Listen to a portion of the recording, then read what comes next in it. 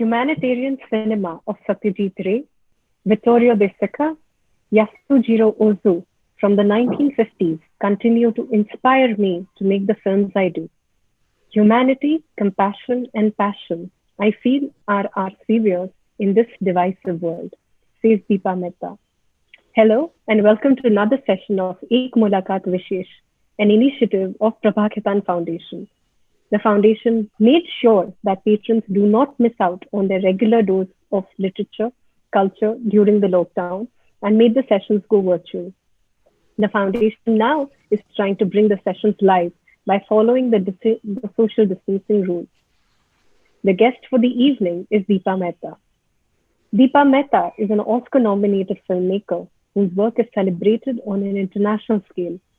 Her emotionally resonating award-winning films have been played at every major film festival and been sold and distributed around the globe. Her films include the Elemental trilogy, Earth, Fire and Water, the final film of which received an Oscar nomination for Best Foreign Film Language, Hollywood, Bollywood, Heaven on Earth, and the epic adaptation of Midnight Children, Salman Rushdie's three-time Booker Prize-winning novel. Her work challenges traditions and stereotypes and is always daring, fearless, and provocative. It's this spirit that saturated her last feature film, Anatomy of Violence. Deepa recently shot the pilot and second episode for the Netflix original series Leila and is the creative executive producer for the show. She also directed The Manager, the pilot episode of Little America for Apple TV.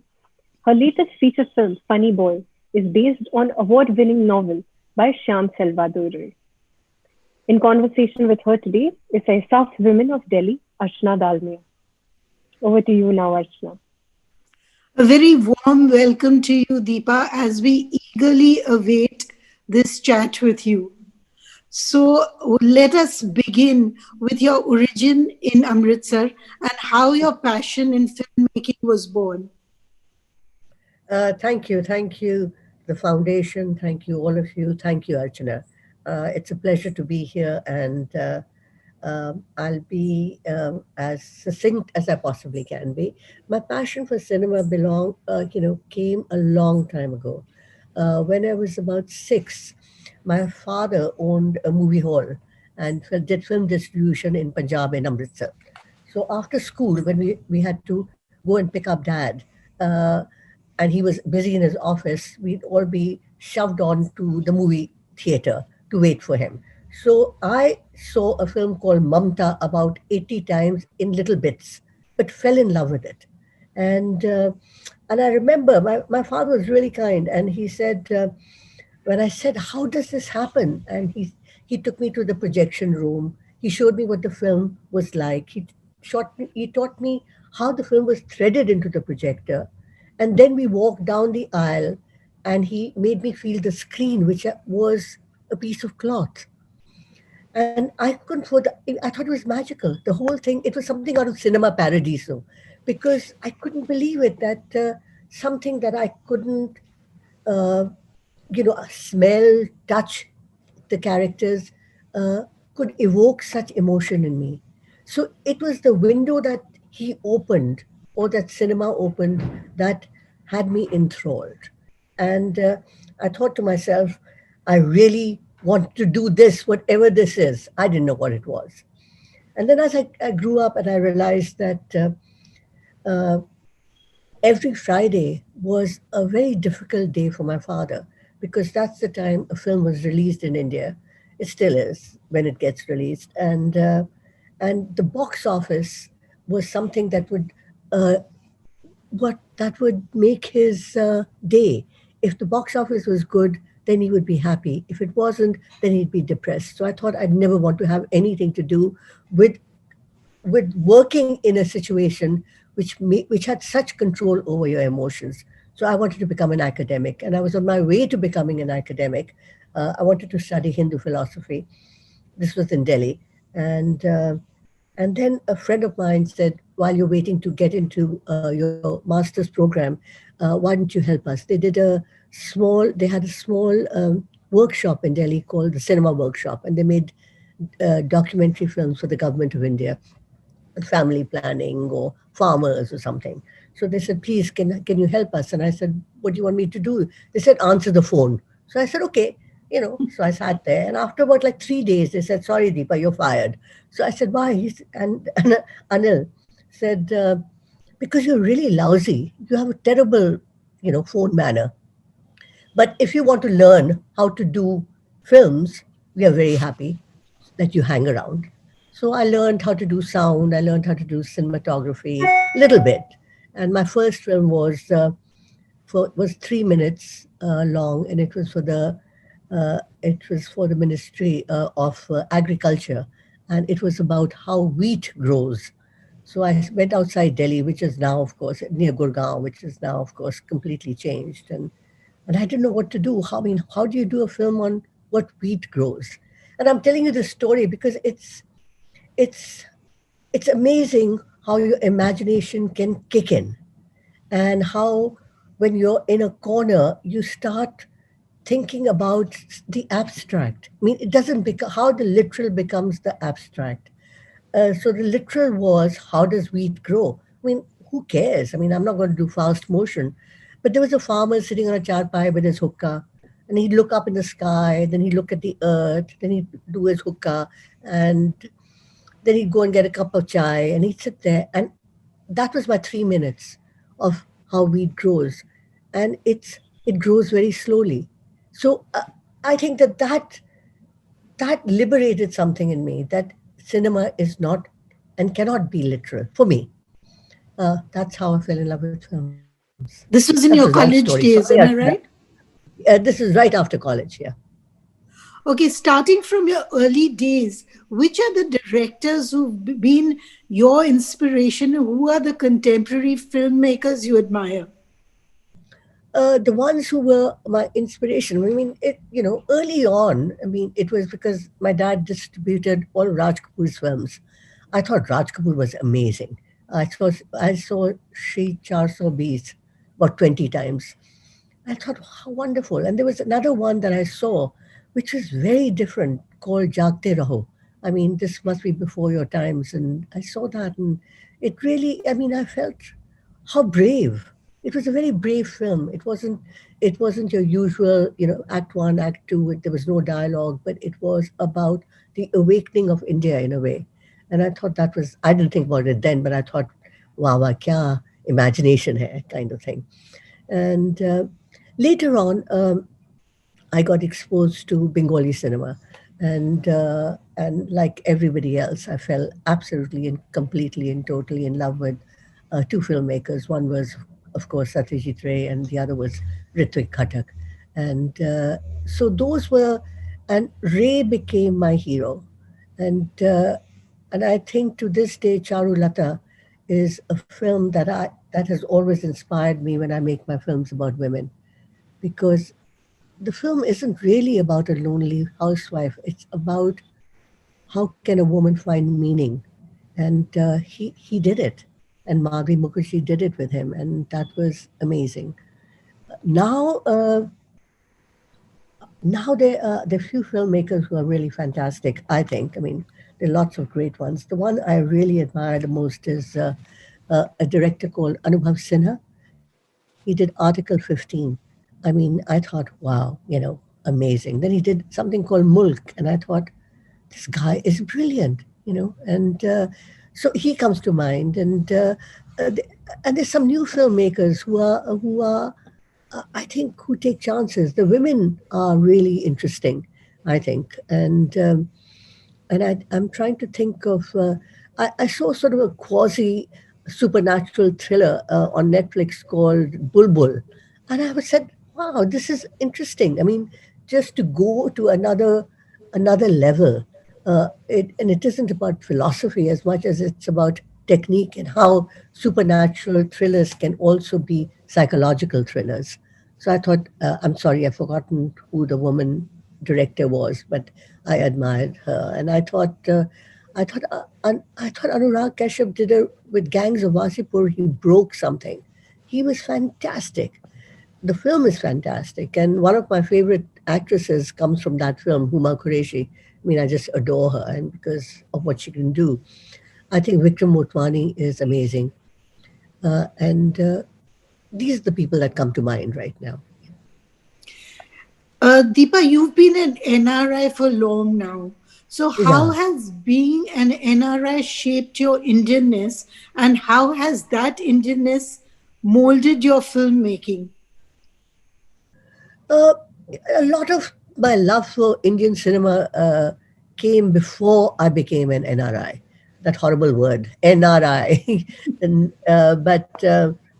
So I was very grounded in Indian cinema, anyways. So it wasn't that I found something else. I mean, and even the sort of the what we call the foreign films that I saw when I was in India, because in our time, if we wanted to see art cinema in Delhi when I was in LSR, we had to go to Maximilian Bhavan or to the Orleans Française where they would have them. So I remember seeing Bicycle Thieves, early Vittoria De Sica, and being exposed to the great masters of humanitarian cinema, which whether it was Kurosawa, whether it was Vittoria De Sica, um, uh, Ozu. Ray, of course, in India. So I didn't discover the cinema that I love actually when I came to Canada. I'd already discovered it in India. So how has it shaped me? I mean, I for the longest time I was one of the NRIs. I like probably like many NRIs who really thought I missed home, and I didn't go to Canada because I thought I'd have a better life there, which is a very good reason to go there. I went there because I got married to a Canadian who I met in Delhi, and yeah, I was really young. I was 21, and I thought, I'll go there and if I'll hang around, and if it's a bore, I'll come back. The arrogance of youth that you can think you can do something, and before you know it, you you're married, and you have a kid, and then you have a divorce, and then you don't, and then you're having custody battles, and you can't leave. So I was a reluctant Canadian, and for the longest time, I just really missed what I called home, which was India, and it took what happened with Water, which is a film I did in it was supposed to be shot in India, but it was shut down in India too by the government, and because they said there were no widows in India, and it was a terrible time.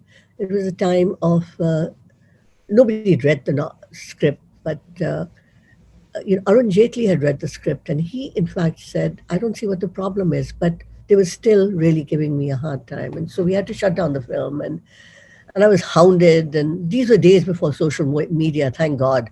Otherwise, I would have been, crucified. But I remember sitting off and surrounded by bodyguards, and I it was surreal. It wasn't terrifying. It was just surreal. And when I remember finally being able to sit back, and my brother and my family were all there in Delhi, and they were very protective. But I remember sitting on I think it was an not an Air France flight on my way back to Toronto, and I put on the seat belt, and I and very dramatically I remember bursting into tears because I felt I was going home. And then Canada became home. And I realized that home is actually defined by safety. I don't have to be an NRI, I can be an Indian citizen. But if I don't feel safe in India, then then it's not home. So that's how I feel about being an NRI. And now I feel that because of the way Canada is, it encourages you to hang on to your identity. Is I feel that if India gives me her stories, because my stories do come from India, my informative years were all in India, and if India gives me her stories, Canada gives me the freedom to express them. So that's I'm a strange kind of an NRI. Sorry. But you have a special connect with Sri Lanka, I think. Well, And I have a very special connect with Sri Lanka because water was not allowed to be made in India. So we said, where do we make it? And we looked at Malaysia. We looked at we looked at places which had an Indian, a large Indian population, and somebody suggested Sri Lanka, and I went. That was the first time I went to Sri Lanka with our producer at that time, and I thought, yes, it would really work. And I was lucky because I could twist the arm of my brother, Dilip, to be the production designer on that. And Dilip's got a great eye, and he thought we found a place that could be converted to the Ghats. So my love for Sri Lanka came because India didn't love what I wanted to do. So it wasn't because I fell in love with Sri Lanka. And Sri Lanka has been amazing to me. I mean, again, we did Midnight's Children there because Midnight's Children was banned by the Congress government. So where do we do it? We did it in Sri Lanka because there are lots in of fact, your parts. latest film also, Yeah, A Funny Funny Boy. Boy. No, Funny Boy is actually set in. It's a Sri Lankan story. It's the first film that I've done in Sri Lanka that is actually set in the metropolis of Colombo. It's a Sri Lankan story based on a book by Shyam Selvadurai, who is a Sri Lankan Tamil. So it was interesting for the first time going to Sri Lanka to do actually a Sri Lankan film. Do you want to tell us something about Funny Boy? Well, Funny Boy. I mean, it's a film that came to me. Sham is wrote the book about 22 years ago, so it's been around for a long time, and I think that he really wanted. Not I think I know that lots of people had optioned it. I heard Gurinder Chadda had also optioned it at one point, and it didn't work out. And some very well-known filmmakers had optioned it, but somehow I haven't gotten to the history of it. But and and Sham is half Sinhalese and half Tamil, and the book is semi-autobiographic. So about 3 years ago, he came to me and he said, "I've written a script. Would you read it?" And I said, "What's the script about, Sham?" I knew him, and he said, "It's a script on Funny Boy." And I said, "I didn't know you turned into a script writer." He said, "Well, I felt I wanted to put down what I want in the film in the script. So, and I'd love you to direct it." So it was a script that came to me, and I said, I read it, and it was really long. And I said, "Do you want to make a mini series or do you want to make a film or what?" He said, "No, no, no, I wanted to make it into a feature film." And I said, "How would you feel if we work on it together, the script?" And because I mean, you have to make from the script to the page is you have to make it cinematic. You have to show what you feel. You can't have voice, wall to wall voiceover, which I hate. And so he was absolutely for. We worked together. I feel it's Sham's film as much as it's mine because it's his story and it's a coming of age. And he introduced me to a Sri Lanka I didn't know because in my previous uh, forays into Sri Lanka, they were all Indian films and Indian subjects. But this was truly Sri Lankan, and it was middle upper class Sri Lanka, Colombo. And so suddenly he opened the world of actors, of translators, of of the crew who were Sri Lankan, half Tamil, half Sinhalese to me. And I've I think I've enjoyed making Funny Boy more than any other film I made. Is it a true story, autobiographical, you said? It's semi autobiographical because Sham is both his mother is Sinhalese and his father is Tamil, and but the character in the book is Tamil, and so but the relationship because it's a gay coming of age story in the 70s, and the reason it was really important for him is because Sham came out, and I don't know if you know, but in Sri Lanka, to be gay is still a criminal offense, or to be queer, and so it's a very brave novel. But I think that Sham's, if he has any regrets, it's that however much he tried to get a Tamil person to direct it. Nobody came forth to option the book, and but I think now he loves the film. So, and he's made me an honorary Tamil. So there you Okay, go. great. So, you worked with and collaborated with iconic directors like Salvadorai, Salman Rushdie, Bapsi Sidhwa, specifically with Pakistani writer Bapsi Sidhwa for adapting Candyman into 1947, The Earth, right? Yeah. And the partnership with Salman Rushdie for his Midnight's Children. Hmm. So, would you like to tell us about that? Working and collaborating with these directors. It's I always wanted to make. I'm a Punjabi, so I grew up in Amritsar, and which is very close to Lahore. And my father, especially, had a huge connection with Lahore. He'd been to college there. He had many friends. And when I was growing up, we used to go to Lahore every weekend because it was far more interesting then than Amritsar was. And, there was a I've forgotten the name of the hotel, but where we'd have high tea. And it was still sort of a leftover from colonial times, or watch Davis Cup matches or something. I don't know. Um, and But the stories that came out about the horror of partition were actually also told to me when I was young by my father and my mother, who came from Delhi, but whose very good friends were still in Lahore, and I always wanted to make a film on the sectarian war, what happens when people are divided, and I thought I'd make it on my mother's story, because she has a great story about the Gandhi movement was going on, and her older brother was a true Gandhian, and he said all his sisters have to burn all their chiffon saris and start wearing khadi, and they were happy to have a bonfire somewhere in Delhi. I don't know, Tughlaq Road or something, and but and the books. And my mother hung on to her Great Expectations, which is ironic when you think of the title. And she said, "Not my Dickens. I can't burn my Dickens." And I thought, my God, in the moment of becoming who we are, what do we have to sacrifice? And that made me start thinking of the partition. And then I was in Seattle, and I went to a bookstore, and I saw a book called Ice Candy Man by Babsy said, well, I didn't know who she was. I didn't know the book. But I picked it up, and at the back it was a quote from Babsy that said, "All wars are fought on women's bodies."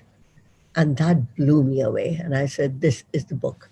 And I fell in love with it because it's the protagonist is, you see sectarian war from the eyes of a Parsi child.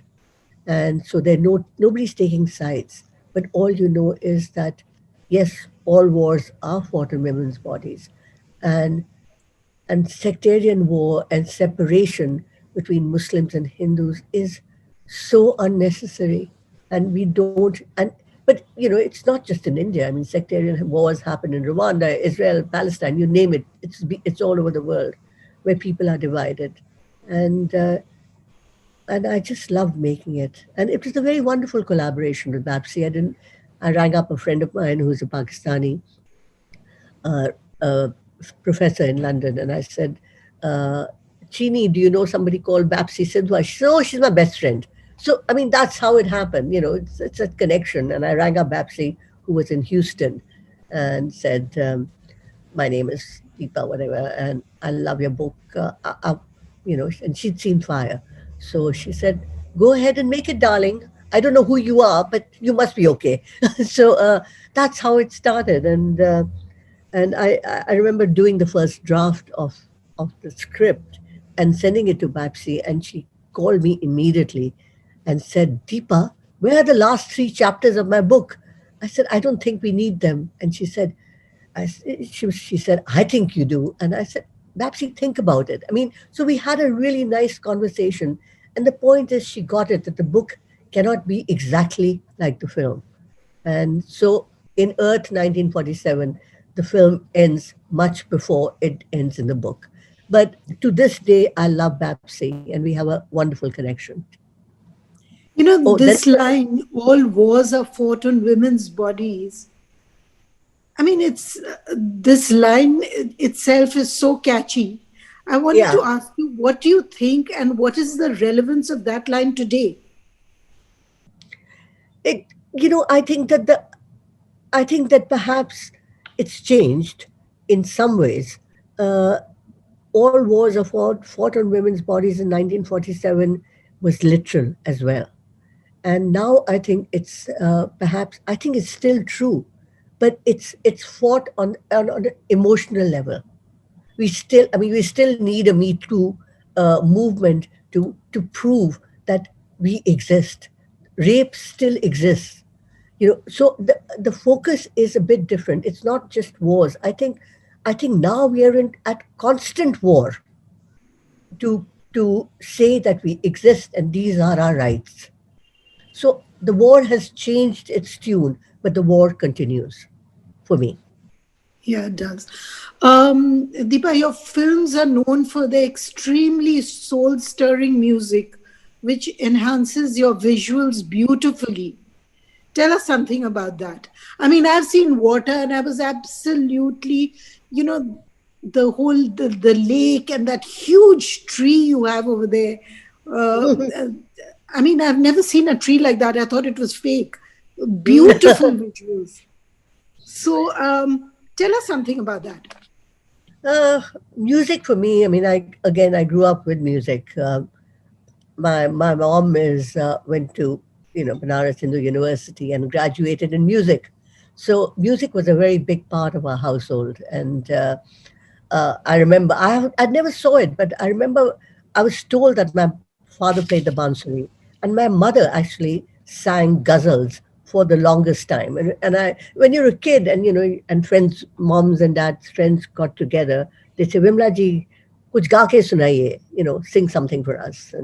And my mother would sing something from Fairs or Begum Akhtar, and so as a kid, I was taken in Amritsar when Begum Akhtar came. I was sort of dragged there, but I realized the power of it, and and also the power of Urdu poetry. And then when we got into sort of Bollywood, it wasn't called Bollywood then; it was called Hindi cinema. But I remember, people talking about my mother being in love with Talit Mahmood, and learning about uh, composers. I didn't know about anything of this, and but at a very young age, I decided that it was it was an integral part of a film, of the kind of film that I want to make. I mean, there are lots of films that are made without any music, and that's fine. And when I was doing Fire, I told the local producer, Bobby. He said, "Who do you want to do the music?" And I said, "I love the music of Bombay, a film called Bombay, and I would love A.R. Rahman to do the music." And he started laughing. He said, "Are you nuts? He's never going to do it." So I said, "Why?" He said, "He's like a very conservative man, and he's brilliant, but he's never going to." I said, "Do you mind if getting me an introduction?"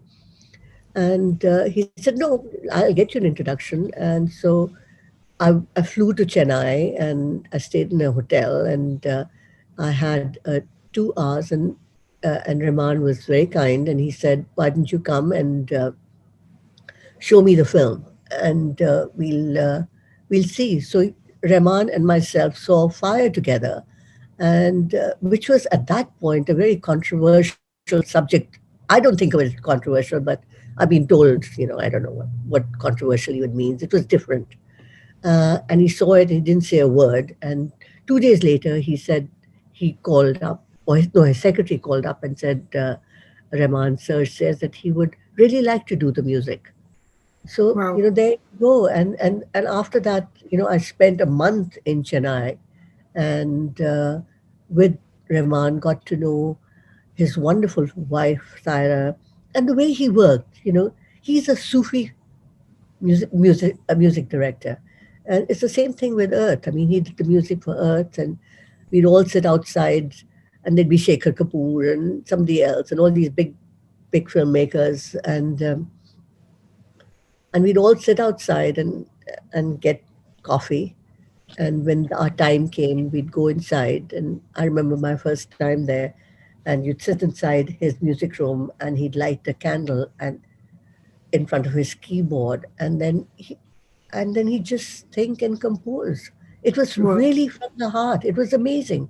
I mean, this is. I mean, he's such a great believer in in in I think in Sufism more than anything else. His music comes from there.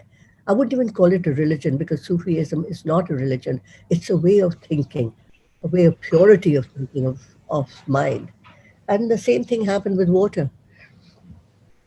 Hung around Brilliant. Rahman's, and and then I'd gotten to know them better. I'd gotten to know Saira better. So while the guys, all the big guys, would be sitting outside, I'd be called upstairs, and I could have dosas. So it was just wonderful. So Lovely. music is great for me, yeah. And then Nitin Sawhney, I loved what Meera Nair did with him in Namesake. I thought the music of Namesake was brilliant. So, I thought for Midnight's Children he would be really nice. And again, met him, talked with him, and he did it. And and for Funny Boy, I mean, to get Howard Shaw, who's won the Oscar 3 times for Lord of the Rings, it was again lucky. I mean, I thought it was so far fetched, but he saw the movie and he said, "I love to do the music." So it's that way. Mira, looking at the way social and media has invaded our lives, When I'm Deepa, I mean, it's the I'm most Deepa. powerful. So, what is your position on that? Sorry, what's the question?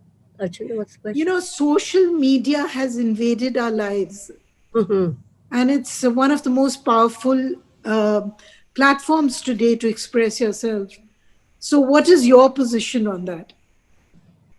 I think it is a very powerful tool. I mean, we all know how it enabled Trump. So it's also a very destructive tool. Yeah, And I think, I think if one can be, if anything in an extreme is is very dangerous, I think. And I think that it's fine, freedom of speech, express how you feel, but it seems uh, to be told it's immediate decimation or it's an immediate elevation.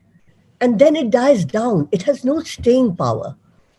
And that is, I mean, it's not like an article that I read in Mint or in the New Yorker that I can go back and look at it again. Somebody has something to say in 10 lines, and it's very dramatic and it's very powerful, and it really heats you up, and you want to retweet it or add your own stuff to it. But then in 3 or 4 days, it's gone. I mean, it's like, you know, the dogs keep on barking and the caravan moves on. That's what I feel about social media. social media. Yeah, I think it's an Where do you important. think filmmaking is going to be in 2030? I don't know because luckily I'll probably be dead by then. So who knows? I mean, who knows? Who knows? Okay. I mean, look at the way it's being changed now. I mean, streaming has completely changed the way we view films. Will we ever go back into theaters? I hope so, because it's like, for me, it's like going into a sacred space to see a cinema when you're not disturbed by anything except chewing your popcorn or having your samosas, whichever country you're in. And um, and now we have to sit at home and I see a movie, and then a phone call comes, then I put it on pause, I take the phone call, I come back to it, and I've lost something. Yeah. And I think that's a tragedy. So, 10 years from now, who knows? But I know that it'll take another form, because I think in what it's survived for so long. Our desire for creating as human beings has lasted since the Natya Shastras. It hasn't just happened, in the last 20 years with film. It's happened with theater. A very good friend of mine, Neelam Mansingh Chaudhary, who's a theater director in India, introduced me to the Natya Shastras about 15 years ago, and it's our oldest treatise on theatre and on dramaturgy, and it just opened. And it's like 2,000 years old. But there's a lovely story, Archana, that I love that Neelam told me, and which is about Brahma and Shiva and Indra are hanging around. They've made the world, and Indra says, "Look, everybody's so happy. Everybody's it's look what we've created. It's great." And Brahma says yes, and or then Indra says, "But there's something lacking." So Shiva says, "What?" And he says, "There's no drama." So they said, "Really? Yeah, that's true. It's like it's so flat without any drama. So what do we do?" So they said, "We'll call Bharat Muni, who is our greatest sage, and let's ask him." And he's very bright. So I'm probably butchering the story, but this is the thing. And they called Bharat Muni and they said, "What do you think?" He no, or maybe Brahma said, why Bharat Muni? And he said, because he has 100 wives and 100 children. Anybody who knows anything about family knows about drama. So that is why Bharat Muni wrote the Natya Shastras. So the need for drama, the need for something that pulls us out of ourselves, but also makes us think about where we are and what we are, is essential to us human beings. So in 2030, maybe the way we we know films, or whether it's through streaming or through movie halls or whatever, in some form or the other, drama will exist. Because without drama, life is really boring. I think Shiva and Brahma and Indra were right. Deepa, are you ready for a round of rapid fire? हाँ हाँ देखते हैं क्या होता है. Let's see. Deepa Mehta's first crush. First crush, my God. Who was my first crush? Yeah, it was Premjeet Lal. He was a tennis player. He'd come to stay in our house in Amritsar. And I must have been about 10 or 11 or something. And I just fell madly in love with him. He was so gorgeous. Wow. A defining moment of your life. Defining moment of my life. I think that, I don't know. I mean, there have been so many, but the one that comes to mind is I think when my father said to me, when I told him I really didn't want to become an academic and I wanted to make movies, he said to me, "Acha beta, if you want to, but remember two things. One is you will never know when you will die, and the other is you will never know how a film will be received. So limit your expectations from the choice you have made." And it's in many ways, it's to this day, it really has helped me and defined what I do, to limit my expectations as far as film is concerned. What makes Deepa happiest? What makes any mother happiest? When my kid is happy, honest. Lovely. What is one thing Deepa Mehta can't do? Can't do. What can I do? I hate driving. I mean, nobody wants to sit in the car with me because I'm the worst driver in the world. So I cannot drive. Yes. Okay. If you were to choose three people to have dinner tonight with, who would they be? Hmm. That's interesting. Uh, I'd, that's a tough one. Achana, why are you being so difficult? Probably, if I had to, it's sort of strange. Uh, I'd really like to. I've had dinner very often, but I love being with him. Salman Rushdie, for sure. Uh, David Hamilton, who's my partner for the 30 years, because he is he just he just makes up the playing field so level. And And perhaps, again, it's ridiculous. My mother today, because she's in Delhi and I love her so much and I miss her so much. Oh, Yeah, so Ma, David, and Salman. oops. Do you feel destiny plays an overpowering role in life? I don't know if destiny plays an overpowering role in life, but I certainly have learned that every film that I have done has its own destiny. So, when Fire was made, and I remember I was in a concert in Dubai with as a guest of Asara and A.R. Rahman, and I got a call saying that Regal Cinema Hall in Delhi has been caught fire because people are so against the film. I mean, I was shocked. And then I heard that people in Kolkata, sorry, uh, had formed a ring around the movie hall.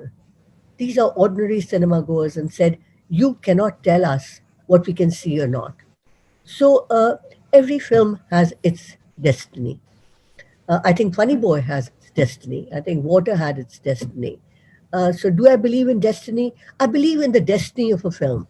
I don't know if that I believe in destiny for myself. I don't know.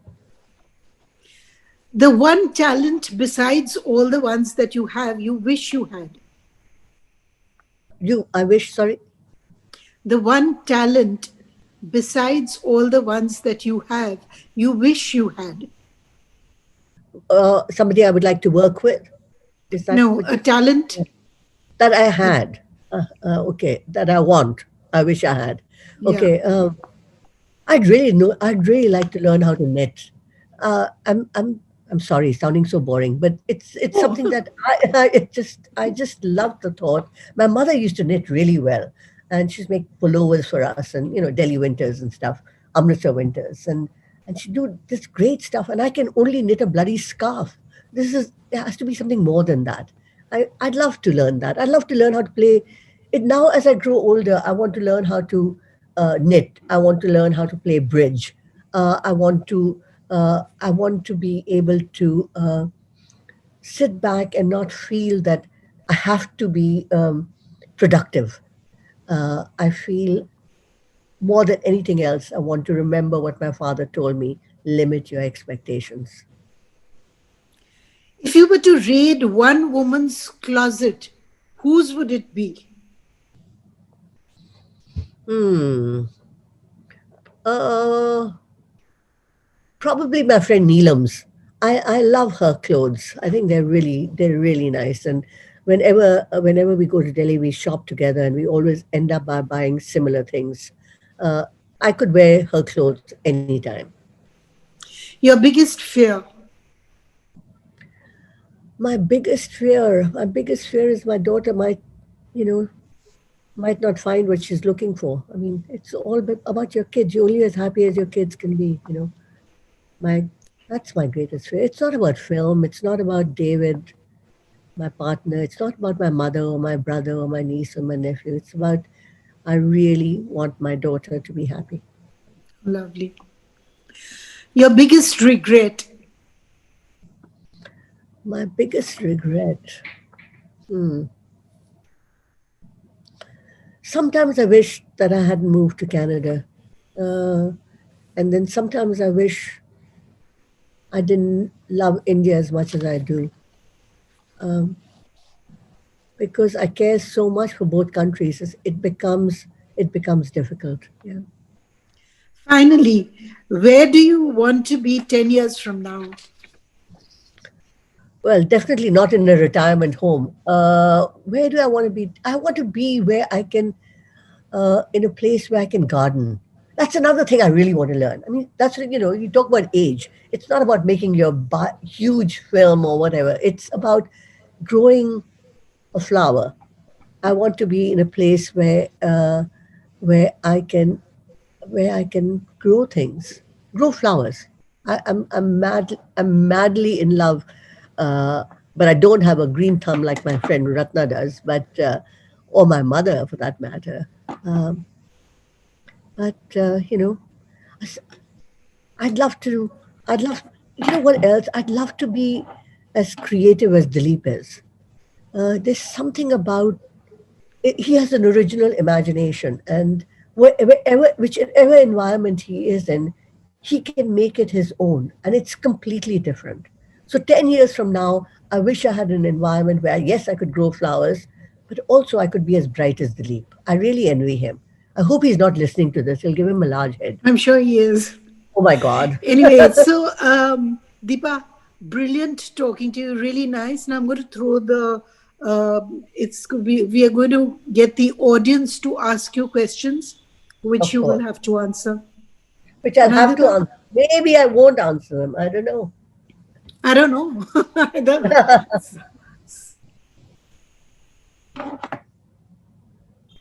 Archana, there are two questions on the Q&A box. You would like to read out those questions? Yeah. First question is from Deepa Mehta.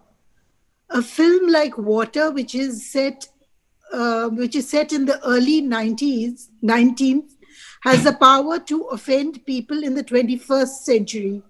Therefore, my question is, who are these people who are offended and why? And what do they fear? Very good question. I think that what they probably fear is uh, that women can can and should be able to inform their own destiny. I think that people who fear this are usually misogynists because they can't stand the idea of a woman saying, "No, I don't want to live in an ashram, a widow's ashram, and I can actually have control over what I do." If that makes sense to you, I know. We have Sangeeta Datta who says, Hello Deepa, good to connect after such a long time. I remember those harrowing days when your sets got vandalized in Benares and your interview for my documentary on women filmmakers in India. When can we expect the next episodes of Leela? The series is so intriguing. Nice. Hi, lovely. Hi, Sangeeta. Sangeeta was actually on a boat ride with me. I don't know, Sangeeta, if you remember, in on the Hooghly when we were trying to find another um, place for to shoot water after we had been thrown out of Varanasi. And I mean, it's too bad. I mean, I think that Leila, I really enjoyed doing Leila, but I think it really did because it was so true to what it's based on a wonderful book, and it was so true in many ways with a wonderful performance from Huma. Uh, it was very true to the India of today, in fact, even though it's supposed to be dystopian. That I think that there's no way that Netflix India, which has changed radically, I'm not saying for the better or worse. I think it's just everything changes. Uh, there's no way they would touch it. So sadly, not. No Leila for Netflix. Um, There's Neelam who's asked, Hi Deepa, brilliant session. Happy to see you virtually. She wants to know which is your next film. Uh, my next film, I mean, I have a couple of things that I'm working on, and it might be something that I've always. Uh, there's a script that, in fact, Huma and myself are working on, based on a wonderful book called The Far Field, by but that'll take some time. But before that, there's a horror film that I'm working on, which I'm so intrigued about because I'm such a, it's like a Get Out sort of a supernatural thriller, which actually is about women. And I'm quite excited about it. It's called Tarot. Taro. Um, there's a question from Sia. She says, if you could remake one of your films, which one would it be and why? If I could remake one of my films, which one would it be and why? I think the film that actually see I can't. I mean, whichever film I've done, I'm whether whatever its flaws are, and I wouldn't touch them. I mean, I like them because of what they are, and so I wouldn't change anything. I think what you learn about films where you're dissatisfied with one is not to go back to change it, but to learn what you want, what you wished you had done with it, and take that learning process into your next film. That's I think that's there's no point in going backwards. If you've blown it in one of the other films, and there are many things that are not so good in many films, but I've learned from each and every one of them. So I hope to the learning process is to take it forward. Great. Uh, Over to you, Priyanshi. Are there any more questions? There's one more question. One sec, Deepa. Rashmi Nand says, very good answer. Thank you so much. And it was a lovely, your answer this time is, I mean, for the last question was really lovely. Thank you, Rashmi. There's one more question. Yeah, if you could have seen the process of filmmaking, any film, which would it be? And to experience and witness a filmmaker's process. There are many films. I mean, I was really lucky that I got to hang around Satyajit Ray's set for Gharbare. So I was actually there for 3 days when we were shooting it in Kolkata, and that was to see him. He was in a wheelchair then, and he had the camera on his shoulder. To see how he dealt with the actors was something amazing to me. That Wow. this man, who is the greatest humanitarian filmmaker of the world, uh, didn't let how he was feeling hinder his passion for what he was doing. So um, that was amazing. But I keep on. I mean, I would love to see. I wish I could be a fly on the wall when Mira made Salam Bombay. I think that would be very interesting. Deepa, we have one more question. It's from Hmm. Dimple Trivedi. She says, hi, Deepa. No matter how revolutionary your films are, but I have to congratulate for giving beautiful traditional music. Ruth Aa Gayi Re is one of your best songs on Basant. Thank you so much. But I think the credit goes to Mr. A.R. Rahman. Uh, Rahman is amazing, and the lyrics for Ruta Gaire. I mean, this is Javed Akhtar at his best. I thought, uh, it captures. I think music, when it captures a moment and becomes a substitute for dialogue, is when it really works. And both Rahman and Javed sir have this amazing capacity to understand what the scene is about. So this is not dialogue; it is a substitute for dialogue, or and it's an addition to dialogue. So the credit, I'd love to take it and say thank you, but it really does go to Rahman and Javed. There's one last question from Neelam. Is there a film that you wish you had directed? Oh my God, yes, there is. There's a film called Bicycle Thieves by Vittorio De Sica, which is one of my favorite films of all times, and it's about a young boy losing a bicycle, and it's about actually it's about the philosophy is something that I've imbibed or I want to recreate in some way in all my films, because uh, Bicycle Thieves is for me a film about loss. And all my films, when I think about them, are of loss, whether it's of of your womanhood or whether it's of your humanity. Loss of humanity really bugs me. Whether it's the loss of your country, whether it's the loss of what you believe in, or I think, like in Funny Boy, it's about the loss of humanity. And so I relate to the loss that I saw in Vittoria De Sica's Bicycle Thieves at Max Miller Bhavan years ago in New Delhi, and sitting down on the curb of of Kautilya Marg, I think, and saying, "This is beautiful," and I couldn't stop weeping. I mean, that's it. Bicycle thieves. Deepa, it's been so interesting talking to you. I'm going to now ask Priyanshi to give to thank you for the lovely interview that you've given. Archana, thank you so much. Thank you for your lovely questions. Honestly, it was a pleasure. It was really a pleasure. Thank you. Thank you, Deepa. Priyanshi? Yes. So I would like to thank Sri Cement for their support to Always Literature and promoting all of these lovely events. So warm, like a great thank you to Prabhakitan Foundation for always bringing wonderful speakers. Deepa Mehta, it has been an absolute joy and so much learning, so much mind food that has been given today.